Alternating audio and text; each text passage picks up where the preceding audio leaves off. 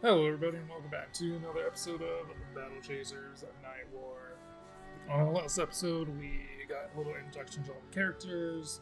Well, half of them at least. Though in ruins, the former scale of this mighty fortress is evident. Nature has begun reclaiming the old stone. The smell of moss weaves the salted breeze swirling around the entrance. Now, crawling with bandits, it's time to figure out what power is drawing looters and criminals to this ancient site. Now, for every dungeon, there is 3 modes you can do. You can do normal, heroic, and legendary. Easiest difficulty, your goal will get the basic treasure, but as you go higher and higher, the treasure and the chest will be bigger and better. For right now, we're just going to be doing normal. It's our first dungeon, and we are severely undergeared for the legendary difficulty. So, you can, like I said, change the characters on a whim. Doesn't matter. Everyone has different charges of their abilities, so you can do Kratos and Goalie and Garrison will still have their full stacks. Doesn't matter who you go into the dungeon with, no one has any benefits or disadvantages while going through the dungeon. It doesn't matter. This is the Iron Outpost. It's well lit for an abandoned outpost. Favorite of the team characters, by the way. Our approach hasn't been subtle. We should be prepared for resistance inside. When are we not prepared?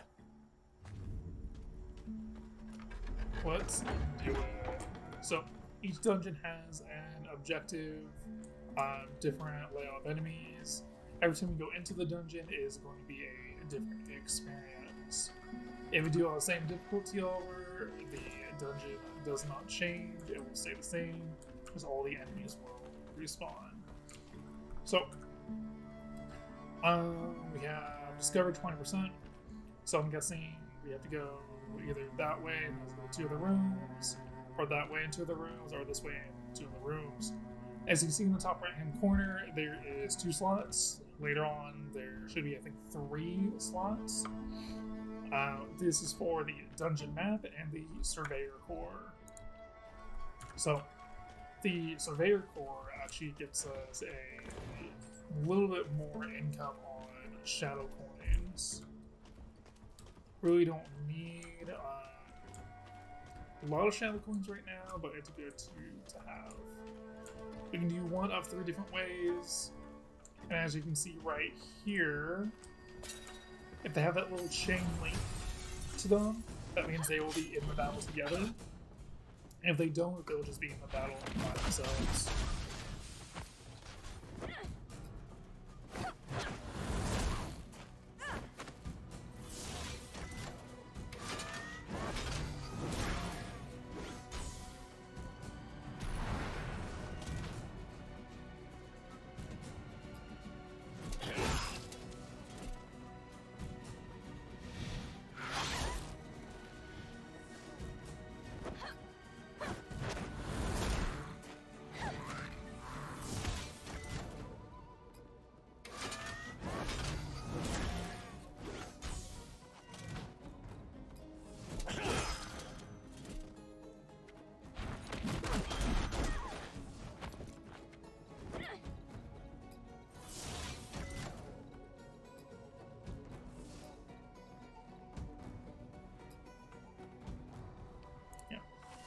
Bear seems to be one of our harder hitting abilities, and also one of our main defensive abilities.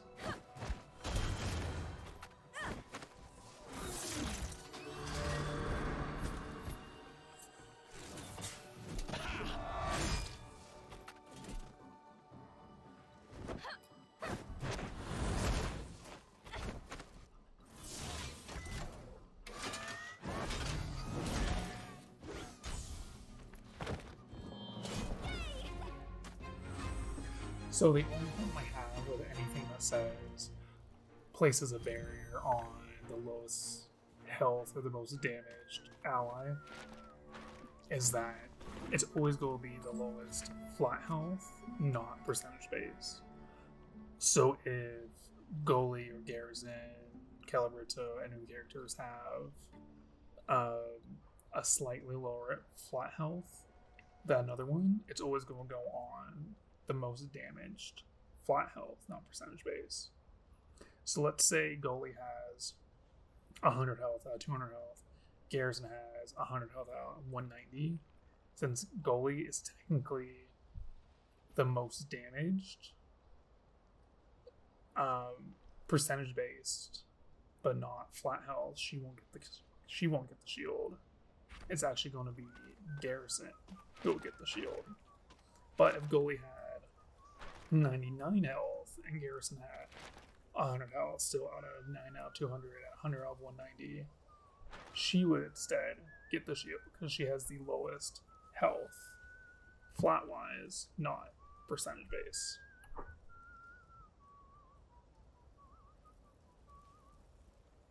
Lower schools I'm really not going to read because there are a ton of them, and some of them are 3 to 4 pages long. This one is 4 pages.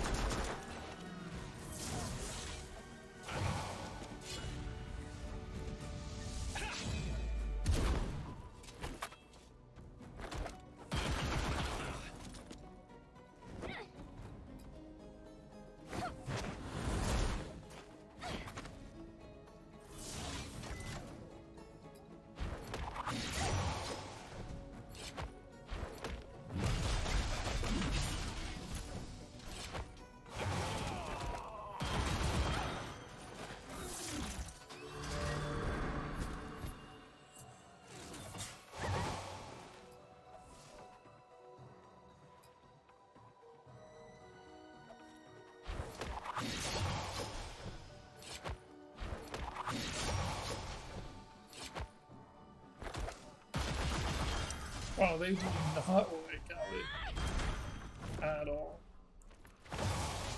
So let's go ahead and heal. This is about to die.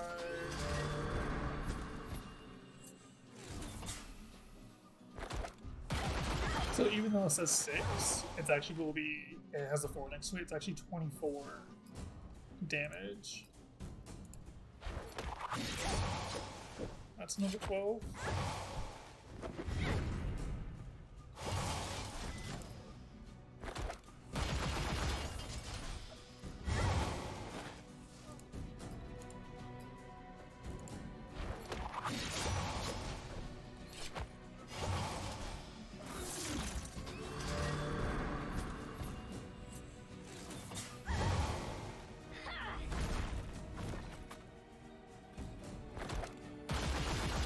Yeah, doing that ability really doesn't help out.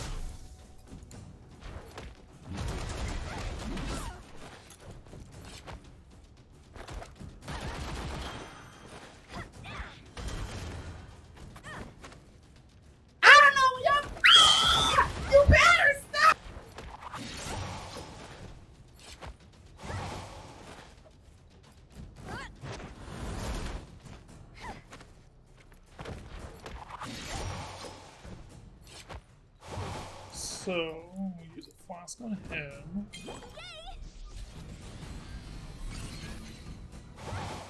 And then a flask on him.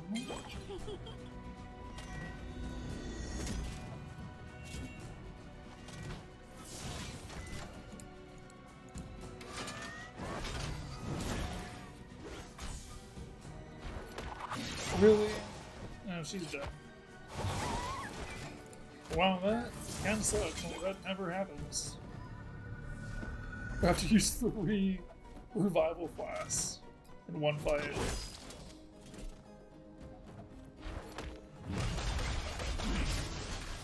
Are you kidding me?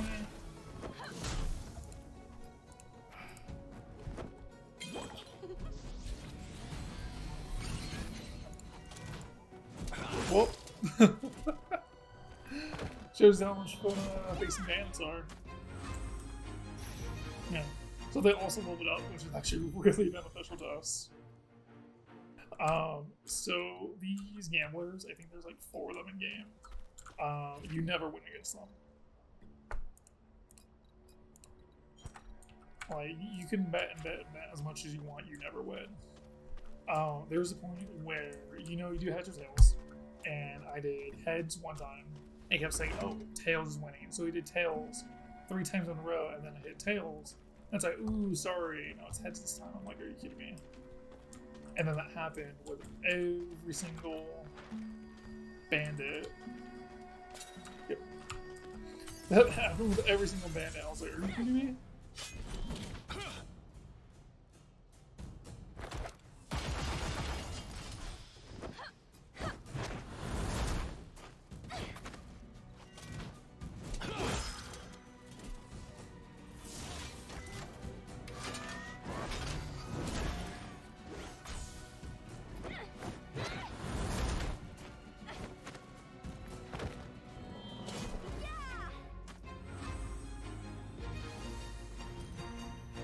So if I can just like outright kill enemies, I will. I won't bother doing like defensive things or anything that's beneficial because there's no point. Also, when you go into rooms, it can tell you what's in there. So we have a teleporter in that room. You know, might have some scavenger spots, may have treasure chest, it all depends. So this room might not have anything. So this is where Garrison comes in. We can do that.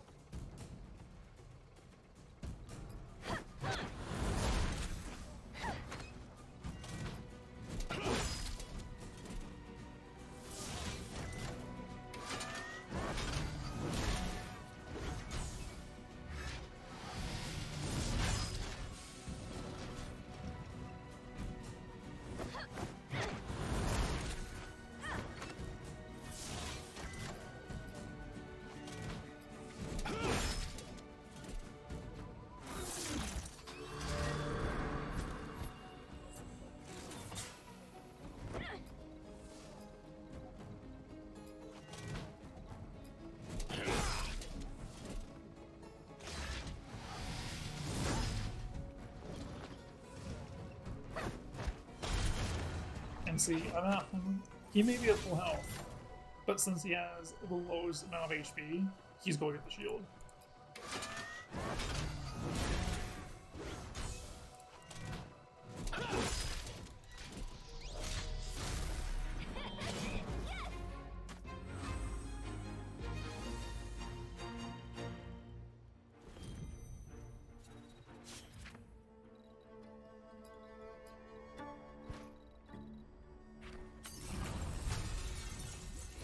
Yeah, that happens sometimes as well,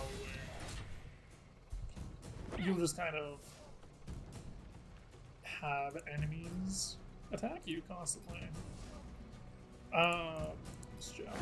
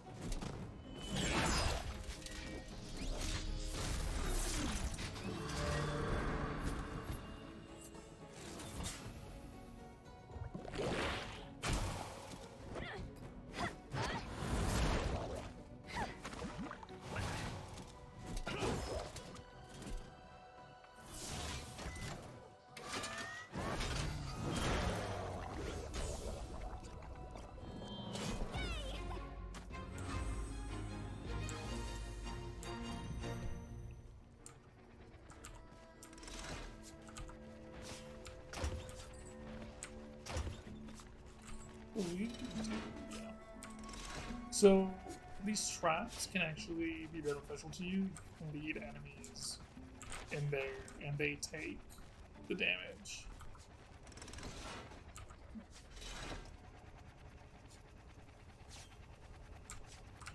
So say there was an enemy right there and a trap was coming, they would actually have a stacking lead on top of them.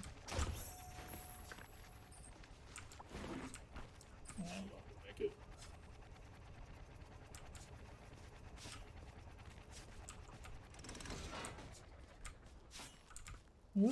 Alright. Oof. Did not time that correctly. It's all good. It's only 16 damage. And doesn't apply bleed to us, so I'm okay with it.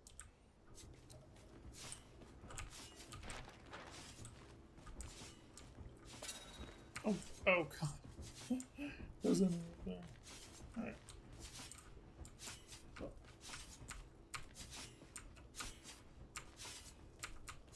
There we go. And we got another chest. Not bad. Then we got some enemies. We got a stealth right there, so.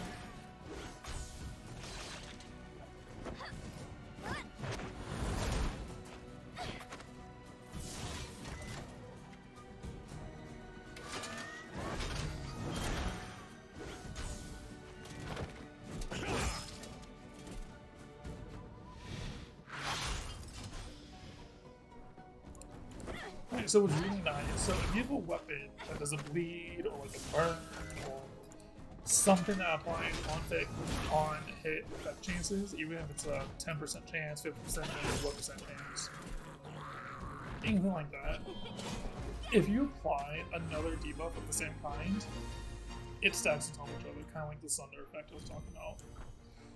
If you have two people who can do two different Thunder effects, they will always stack indefinitely on top of each other. So there's a motivator, and there's a chest. So let's go ahead and kill the motivator by itself, or not. So, okay, that's the best it's gonna do. So we want to kill the motivator first, because that gives buffs to their allies and debuffs to our team.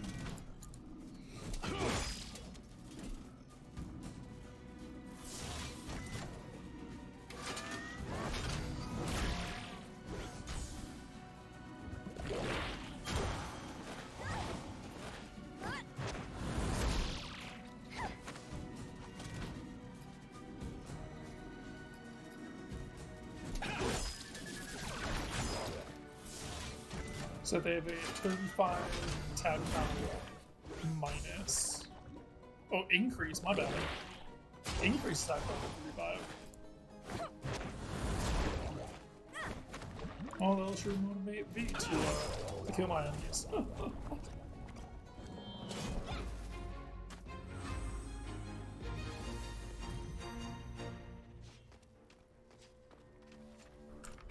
Might not. So this gives you a little clue on how to puzzle. I believe it's 1, 3, 2, 4. Keep forgetting. What was it? 4, 3, 2, 1. 1, 2, 3, 4. 1, 3, 2. We only hit each other once. First it was 2, then 1. Yeah. So 2, 1. Let's do 4, then 3. Like that. Easy. Okay, we might get a piece of armor. Just golden parts. That's fine. Let's see. So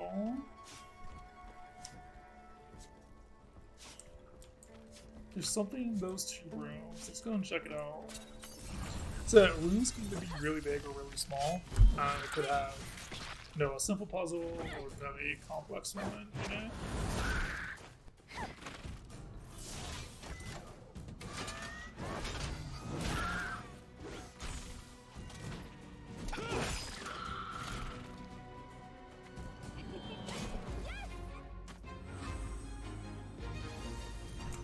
Oh yeah, there's gonna be a bunch of different traps, there's gonna be different puzzles, there's gonna be a ton of different things we have to prepare ourselves for. There's a pool up there of something.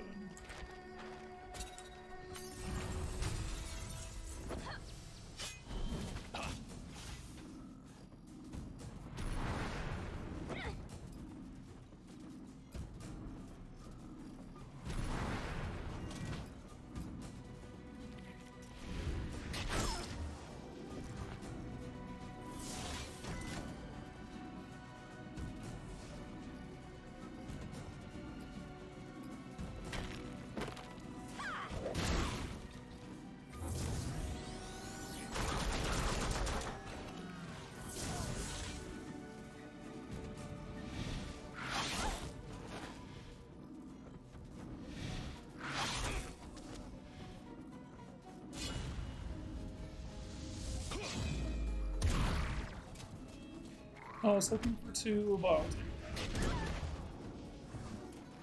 Oh. Oh, look at that. Proved me wrong.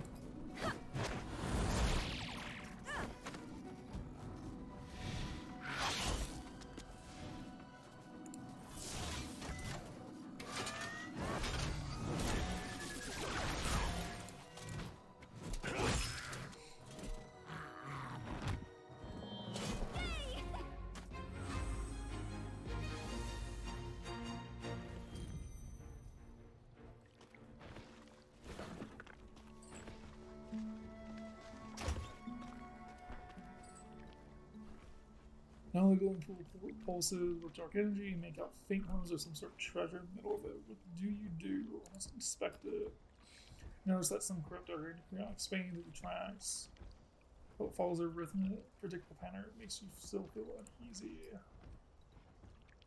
So let's see. Now, definitely snag treasure. Yeah, we got a ring. My save, stop attack power. Let's give it to Callie. Yeah, it's only 10% golden grace. It's not something to gawk over.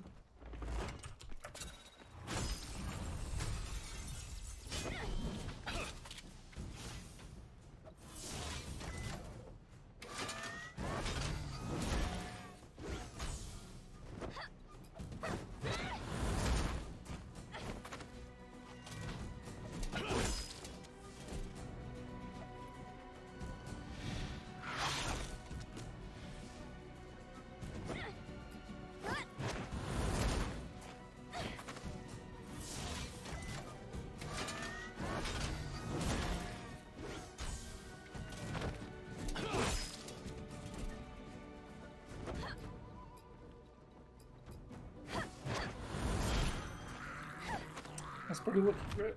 Honestly.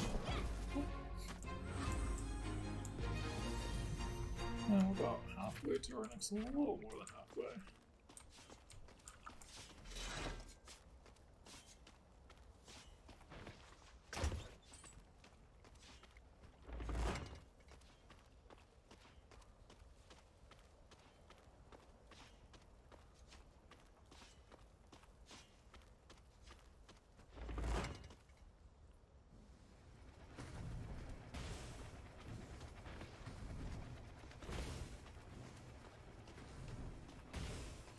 Okay, so this is actually an interesting story plot.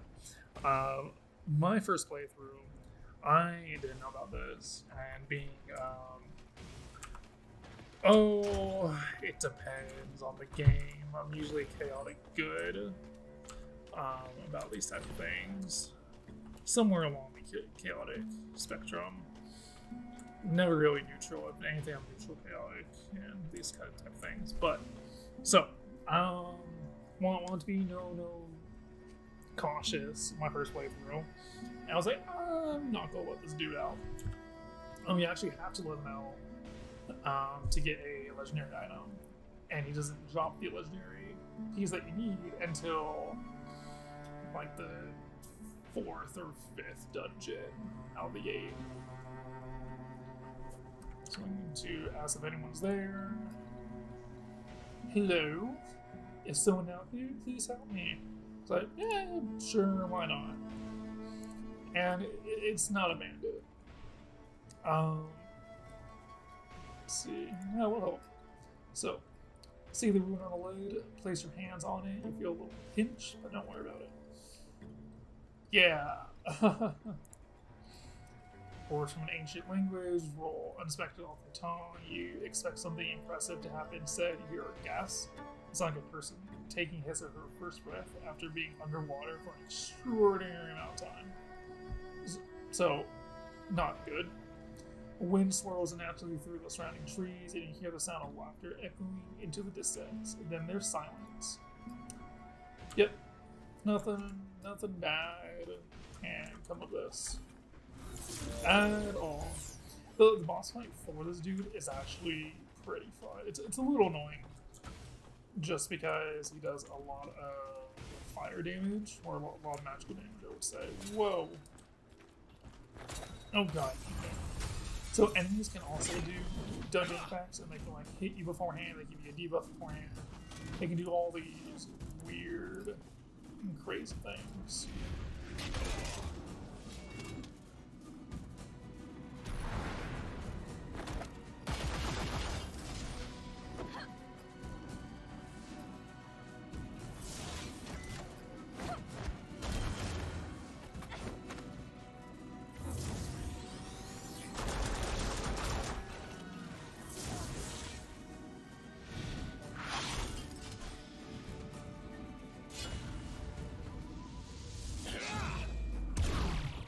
But the animation, just the intensity of it is so fun to use.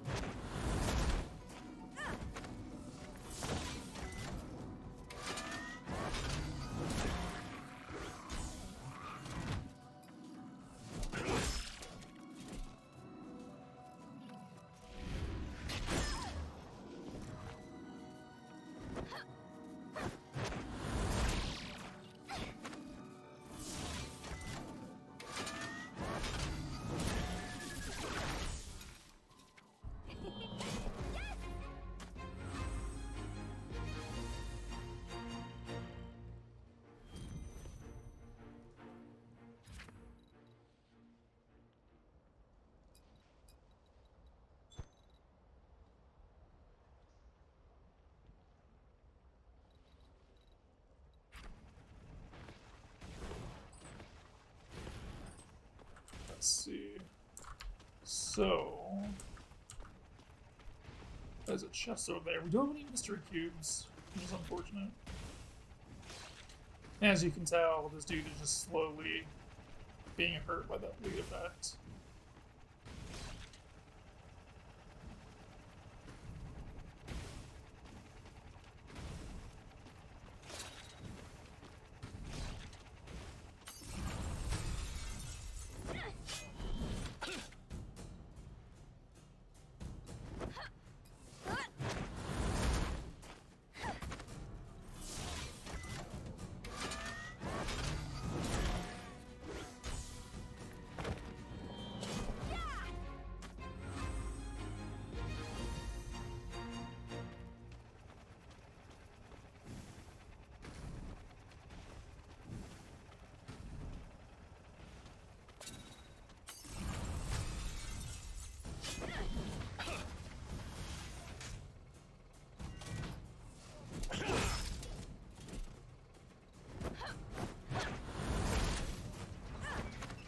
We actually do need one ability before our first boss, and that's it's Goalie's ability. It's like her taunt ability.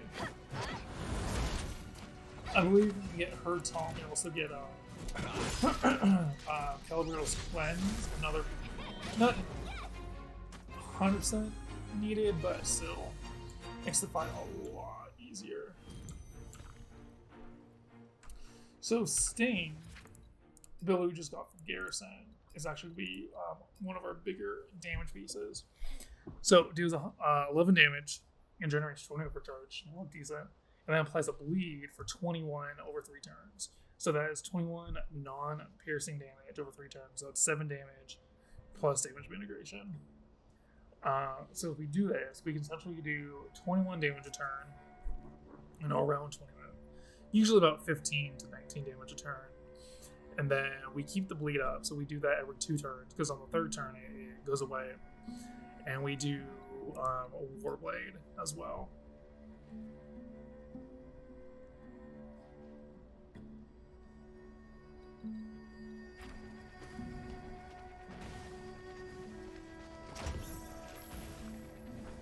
Oh, we got another Nature's Touch. Oh wait, that's the same. That's the same. Okay. Well, we don't need it, so.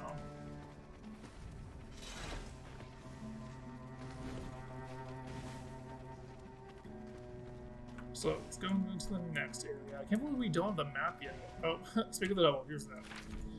So the map shows you where you need to go next. So also shows like key features like here there's nothing, there's a teleporter, we also teleport here, there's nothing need to be explored here because we either got everything or there's nothing that is of importance over there anymore. It's more of that, some more lore. So if you collect all the lore, then you either get a certain item, or you get like a perk point, or you get something that will help you. That's why collecting the lore is more important. So, I believe the next one we're going to face a story battle. Oh, here's a survey corps. Nice. Or surveyor corps, I guess. Alrighty. So we might have to face these two together. Never mind. Yep.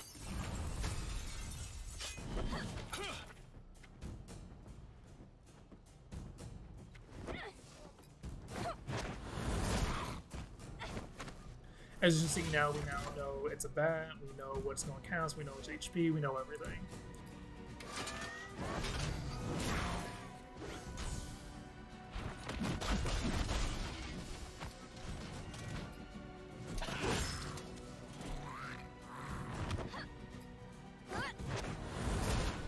I don't think we'll level up from this fight, but if we do, cool.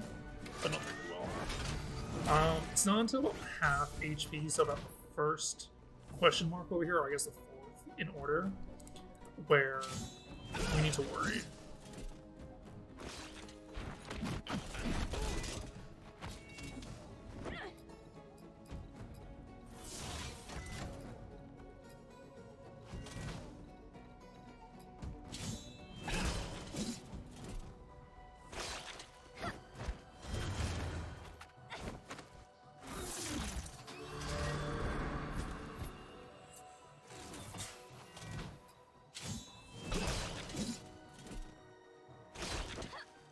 So as you can see, even though our Sting only stacked 3 times, oh look, we did level up, nice. And we got Taunt and Cleanse, even better.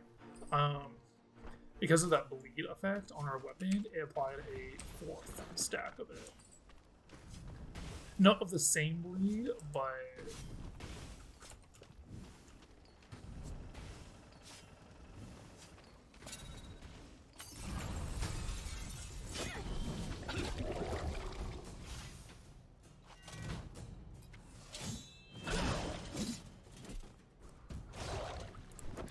so the reason why Taunt is super important is because any ability that comes to us, the next 3 attacks are really directed to goalie, no matter what.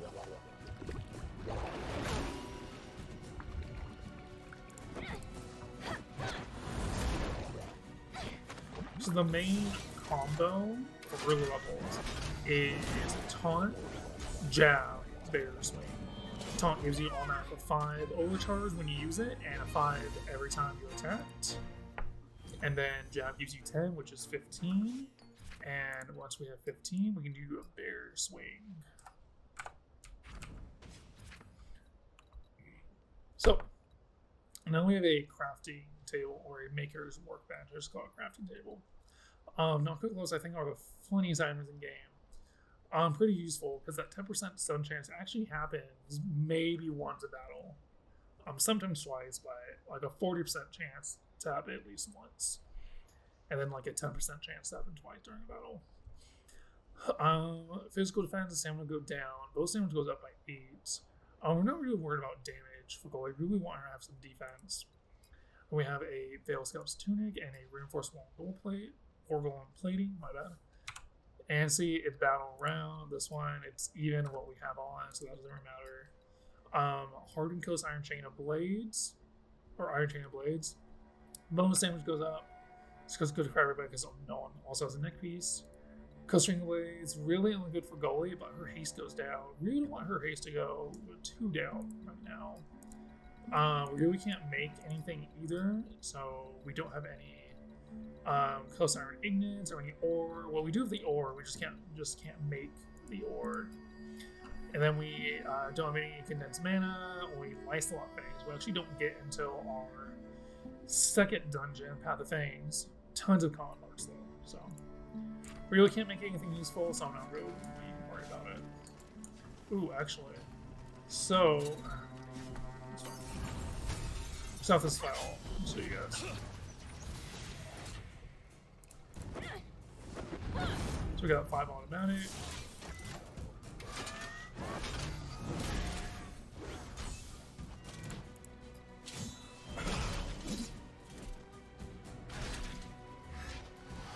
Oh yeah, you can apply a dot as well, even though they have, something like this, like a thorn ability, it doesn't affect you because you technically didn't do damage to them, it's just an automatic effect.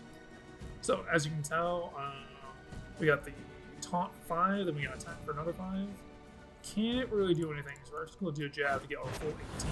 Why it's 18, I don't really know, but it's whatever. And then we're just going to do a gut punch. We'll go do another sting, and then we'll go do a war blade next. So, bear swing, since we have 20, healing wave onto goalie, and then we have 40, so we'll do a war blade.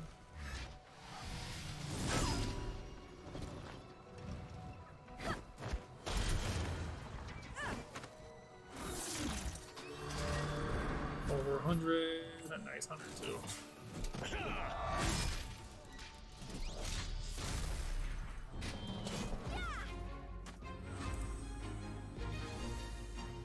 Yeah, those way having a crit chance on your healer is super nice because you can usually heal for a lot. Okay, so as you can see, we have an event, a workbench, and then a chest. So the event can be anything between traps, it could be a hidden event, it could be anything. We already know we have the Maker's Workbench right here. Then we have a chest. So you gotta ask yourself, why is there traps down here? We can just easily avoid them. Well, because of this. We can go here. And we're going to go here. That use our dungeon ability to reveal a hidden wall. And we get a chest. Coast Iron Blades. I'm just getting the same rings over and over again, it looks like. You know what? Let's just give it to her. Yeah, fuck it. So, we gotta wait. Yeah, we gotta wait. Here. And see, there is a special event and the Maker's Workbench, which is just right there. Okay. And where you are in the dungeon is where the next area is going to be. So if we were to go to the right, this would be on the right. If we were to go down, this would be down. Send this up, it's going to be right here, top of the map. I guess it's an isometric perspective or a one view perspective. Because you can't move the camera around. Okay. So shrines are also present throughout the dungeon, depending on the dungeon, but depending on the shrine more or less. This one is Shrine of Health, so 5% of our max health each turn, so we don't really have to worry about healing as much.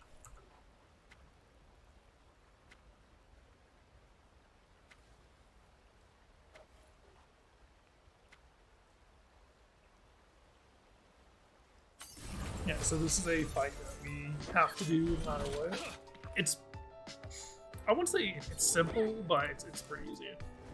So we got a gunslinger, we got a rogue, and we have I just call them shamans because they're shamans.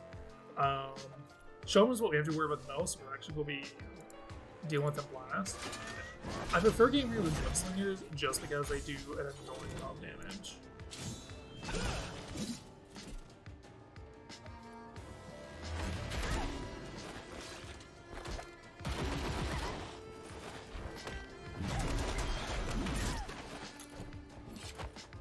They have a heal ability that gives. It depends on what shaman you're facing. It's either going to be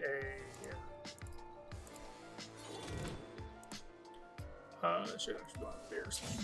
A shield that heals them over time. It could be a cleanse and a heal.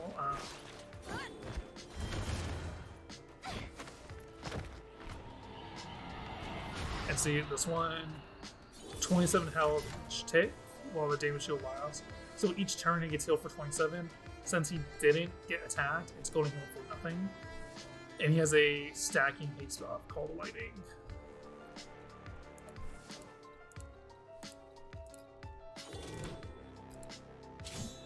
So every turn he does that, he gets a stacking 10% increase haste. So there comes a point where if your haste is so low, his haste is so high, he just goes every other turn, if not 2 times in a row. I mean, I don't find it annoying because it doesn't do a lot of damage, but it does enough where if you ignore it, it's going to be detrimental.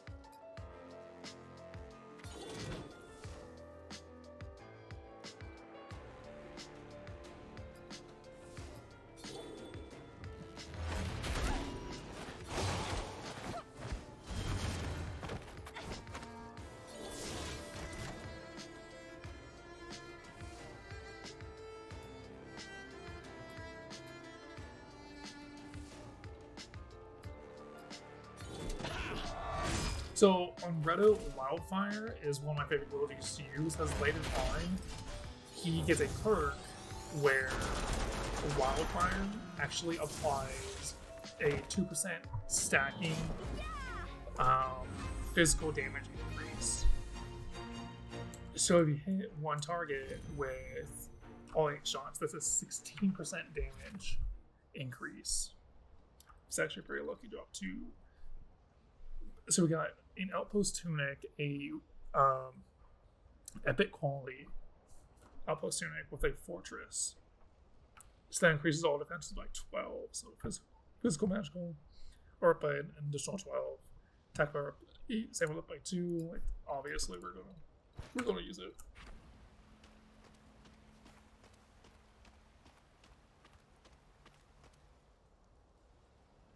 And this one, we have enemies, we have a teleporter, we have a lower scroll, and we have a shrine. We also have a shrine here, but we also got that already for that 5% health each turn. And that's for 3 battles too, so that's also another reason why they're super useful. I got another Maker's Bench though. That's weird.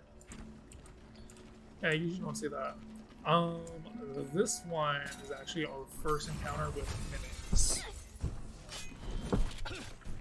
The mimics are, they're not called mimics, they're actually called treasure elementals.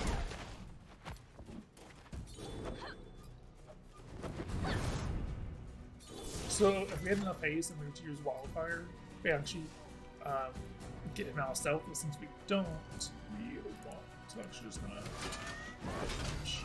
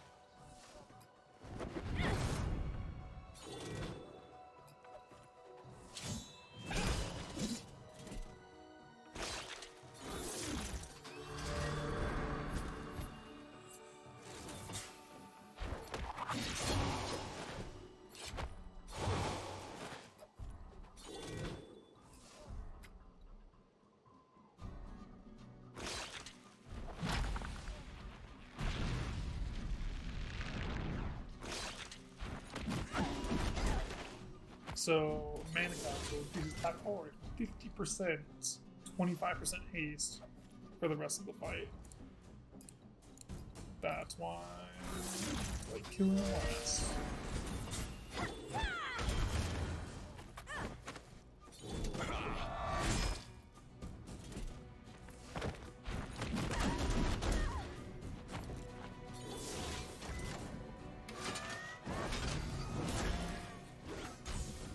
And see how he just went, because his haste is so high, he goes a lot more frequently.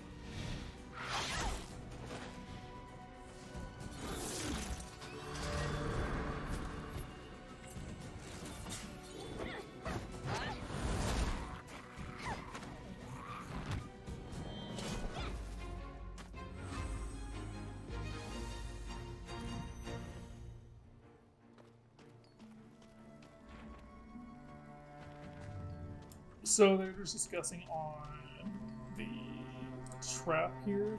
So what it is that you have to find out what treasure chest is the non-mimic one. So if you read the tablet here, the Sun King Quinn had a very long reign.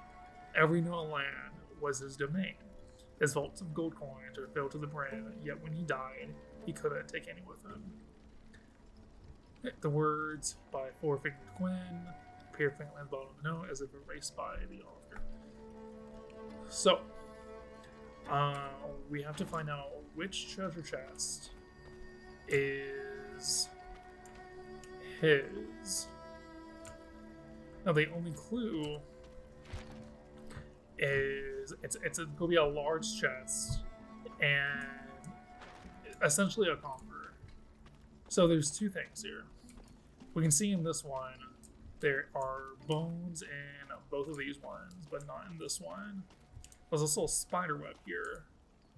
So I'm going to say it's this one. And I was right. The other two are mimics, which we can actually fight. So there's one mimic. They're a little frightening, but nothing we can handle. Well, we'll see how this fight goes, and then I'll go into the next one with that name. So their buff is increases haste by 30% passively. So they're almost always going to be going a lot faster than you. So we want to make sure our taunt is up. Then they have another buff called Salivate.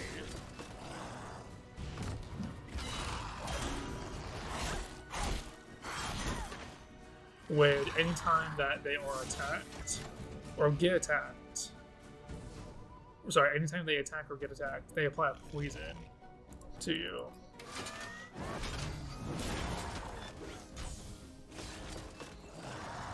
Yep, there it is. There's Salivate. Attackers will be poisoned.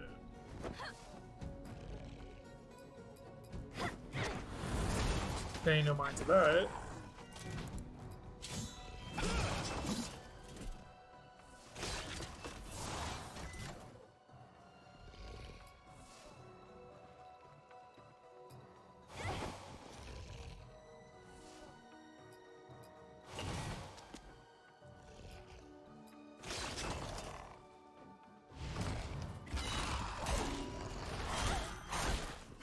Okay, so I guess it's the only way that one does that.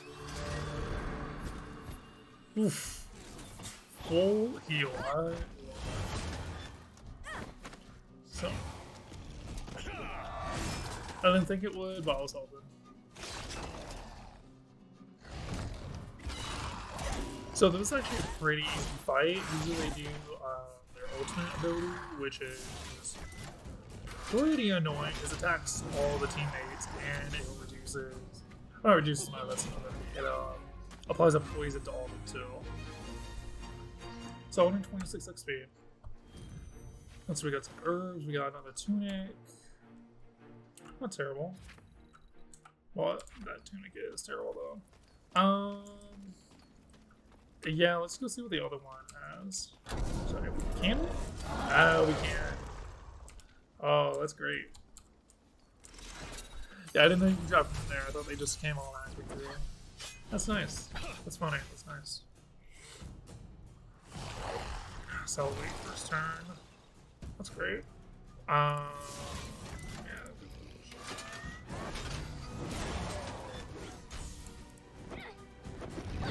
I mean, what we could do, we could just like ready a bunch of our abilities for 3 turns, but I don't want to do that.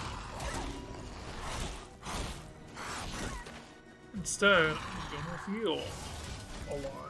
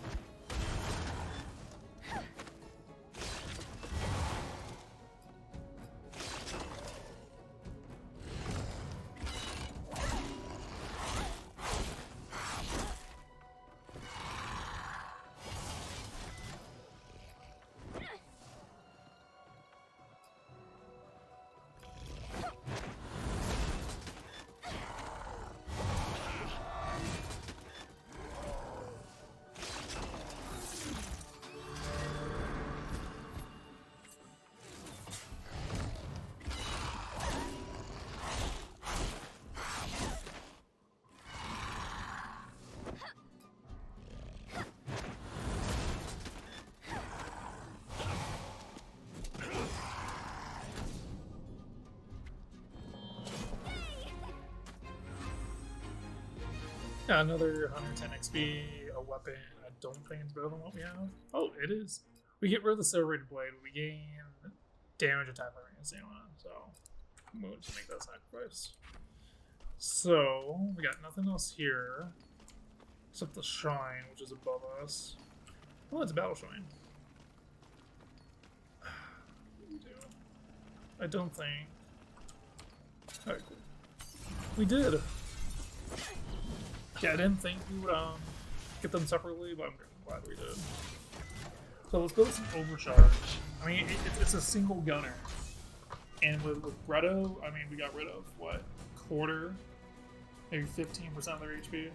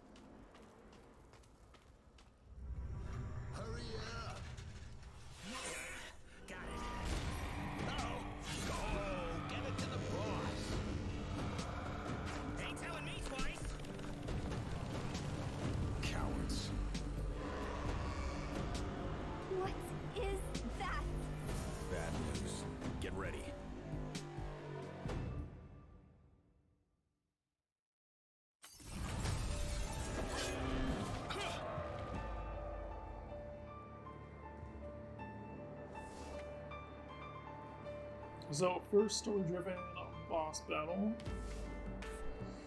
So this is the Blade Fiend. This is a artifact that is actually empowered by another artifact. Yeah. So, then we have reverse mirror too. So there's level 1, level 2, level 3. Level 1 is going to be, whatever, it's going to be the bare minimum. I wouldn't even say bare minimum, it's just a basic ability. Level 2, a little more powerful. Level 3 is essentially our ultimate abilities. That's to say that burst in general are ultimate abilities. So for goalie, we have Shield of Assault. Places a 31 damage shield on the whole party while the target remains shielded. Their attack power will be increased by 10%.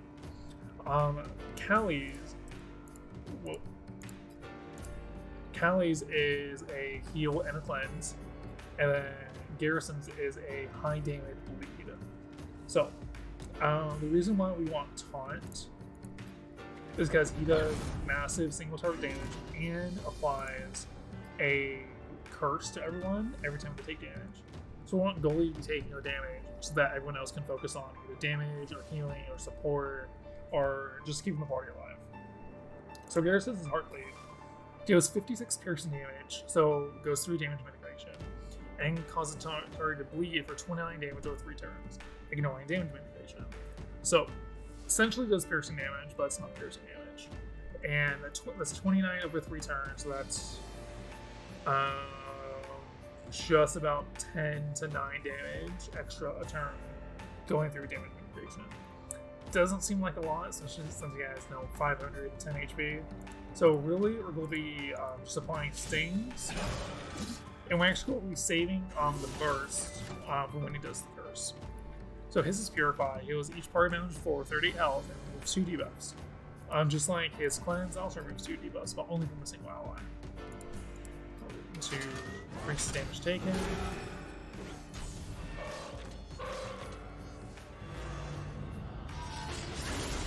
So that did, 35 damage, 42 damage, and applied a bleed effect. That's for 3 turns. We're going to just cleanse that off. Here with that bleed. I'm going to do Bear Swing. Apply another Sting.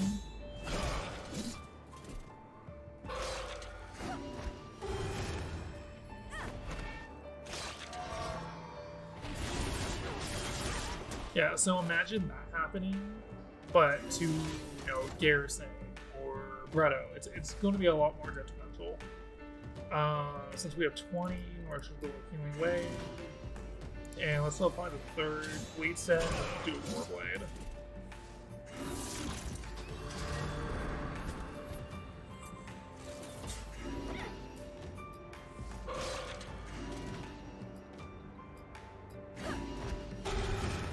So his next turn. Okay. So after this turn, he might do his ultimate ability, which is Blade Storm, which is he takes all these blades and just creates a whirlwind. I'm not sure if I apply it at normal dungeons.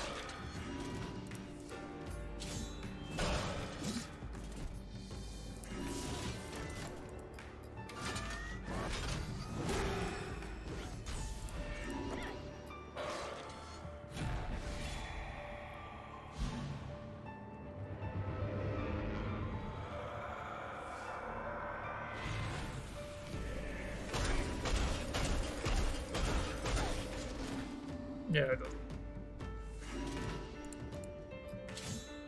Also, let's take a second just to appreciate this music here.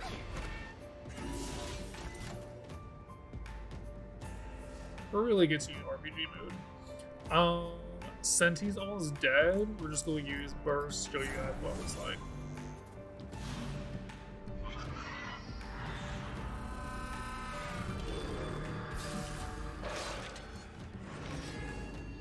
Speaking of the devil, he uses his curse ability too. So it deals 4 piercing damage, so it goes around damage integration each time the target is hit by an attack. So imagine all these just doing 4 extra damage a turn.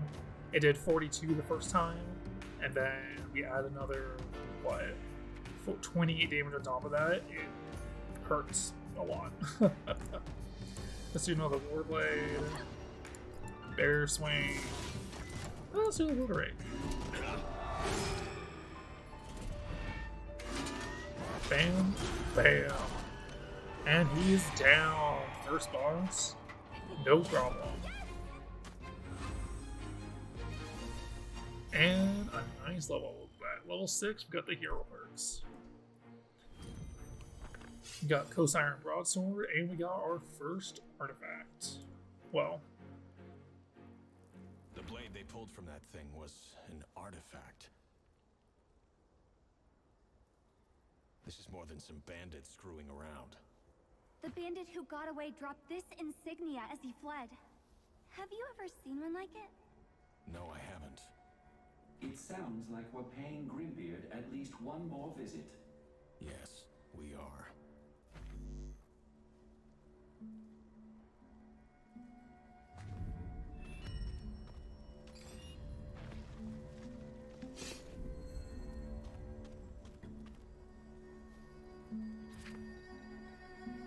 it's not really all that great. You know, minus weapon damage 16, minus 6 stamina, it doesn't really have anything that stands out to you. But we can't sell it.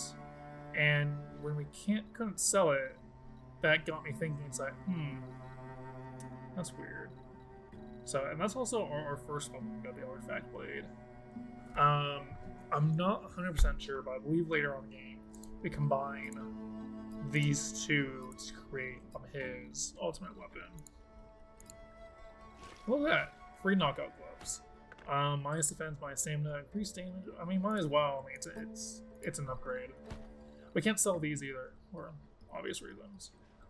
These actually turn into something super nice, late game. And as you can see, our big old hands change. Look at that. The gloves are bigger than her. So even when we change armor, oops, like it doesn't change.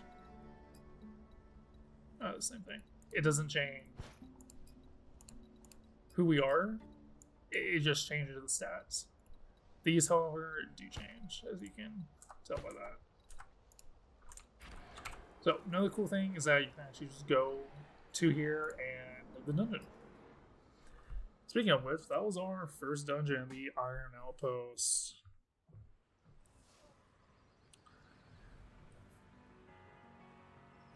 On our next episode, we will be going back into Harm's Way, or the little town hub. Also, going to see if we can get these teleporters up and running. And we'll be going to our second dungeon, the Path of Fanes. Until next time, I'll see you guys later.